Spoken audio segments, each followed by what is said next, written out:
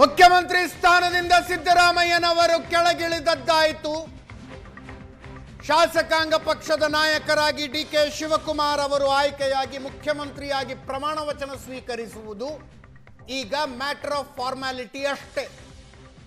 ಸದ್ಯಕ್ಕೆ ಉತ್ತರ ಸಿಗದಿರುವ ಪ್ರಶ್ನೆ, ಬರೀ ಲೆಕ್ಕಾಚಾರದ ಲೆವೆಲ್ನಲ್ಲೇ ಉಳಿದುಕೊಂಡಿರುವುದು ಸಚಿವ ಸಂಪುಟ.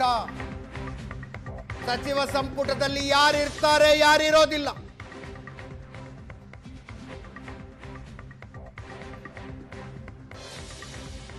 ನಾಳೆ ಕಾಂಗ್ರೆಸ್ ಶಾಸಕಾಂಗ ಪಕ್ಷದ ಸಭೆ ಸಂಜೆ 4 ಗಂಟೆಗೆ ವಿಧಾನಸೌಧದಲ್ಲಿ.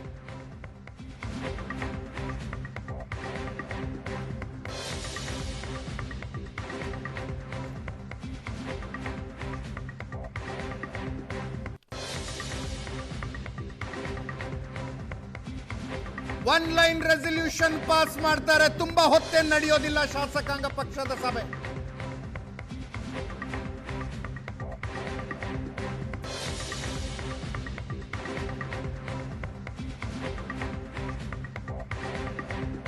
ನಮಗೆ ಇರುವ ಮಾಹಿತಿಯ ಪ್ರಕಾರ ಭಾನುವಾರ ಮತ್ತು ಸೋಮವಾರ 2 ಮುಹೂರ್ತಗಳು ಚೆನ್ನಾಗಿದ್ದಾವೆ. ಅದಾದ ನಂತರ ಶುಕ್ರವಾರದೊಂದು ಮುಹೂರ್ತ ಇದೆಯಂತೆ. ಶುಕ್ರವಾರ ತುಂಬಾ ತಡ ಆಗಿಬಿಡುತ್ತೆ ಅಂತ, ಭಾನುವಾರ ತುಂಬಾ ಬೇಗನೂ ಆಗಿಬಿಡುತ್ತೆ. ಸೋಮವಾರ ಪ್ರಮಾಣ ವಚನ ಸ್ವೀಕರಿಸ್ತಾರ ಡಿಕೆ ಶಿವಕುಮಾರ್.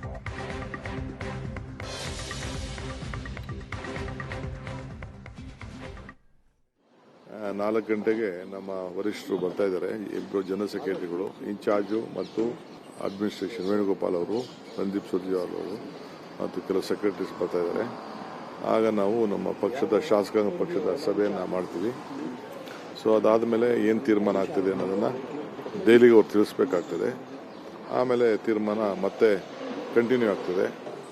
ಆಮೇಲೆ ಅವರು ಏನು ನಾಯಕರನ್ನ ಆಯ್ಕೆ ಮಾಡೋಂಥ ಕೆಲಸ ಪ್ರಕ್ರಿಯೆ ಆಗ ಮುಗಿತದೆ. ನಾನು ಯಾವುದು ಇದೆಲ್ಲ ರಾಜ್ಯಸಭಾದೆಲ್ಲ ನನ್ನ ಜವಾಬ್ದಾರಿ ಅಲ್ಲ. ಚರ್ಚೆ ಅಭಿಪ್ರಾಯ ಕೇಳ್ತಾರೆ. ಅದನ್ನು ಖಂಡಿತ ನಾವು ಮಾತಾಡ್ತೀವಿ. ಅದನ್ನು ಅವ್ರಿಗೆ ಬಿಟ್ಟಿದ್ದು ವಿಚಾರಗಳು. ಅವತ್ತು ಮಾತಾಡಿದ್ದೀವಿ, ಫಸ್ಟ್ ಡೇನು ಮಾತಾಡಿದ್ದೀವಿ. ಅದನ್ನು ಅವರೇ ವೇಣುಗೋಪಾಲ ಹೇಳಿದ್ರಲ್ಲ, ಮಾತಾಡಿದ್ವಿ. ಸಚಿವರಾಗಲಿರುವವರ ಪಟ್ಟಿ ಸಿದ್ಧಪಡಿಸುವ ಕಸರತ್ತು ನಡೀತಾ ಇದೆ.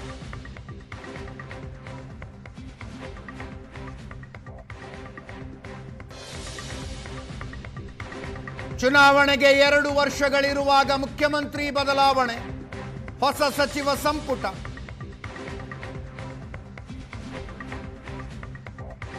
ತುಂಬಾ ಫ್ರೆಶ್ ಆದ ಸಚಿವ ಸಂಪುಟ ಇರಬೇಕು.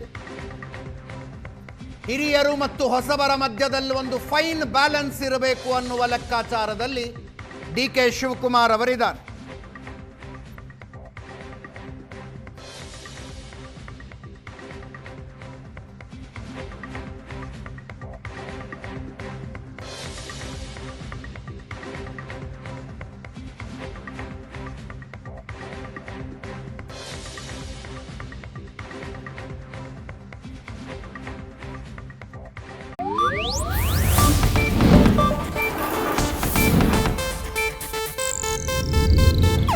ಇದು ಏಷ್ಯಾನೆಟ್ ನ್ಯೂಸ್ ನೆಟ್ವರ್ಕ್ ಪ್ರಸ್ತುತಿ.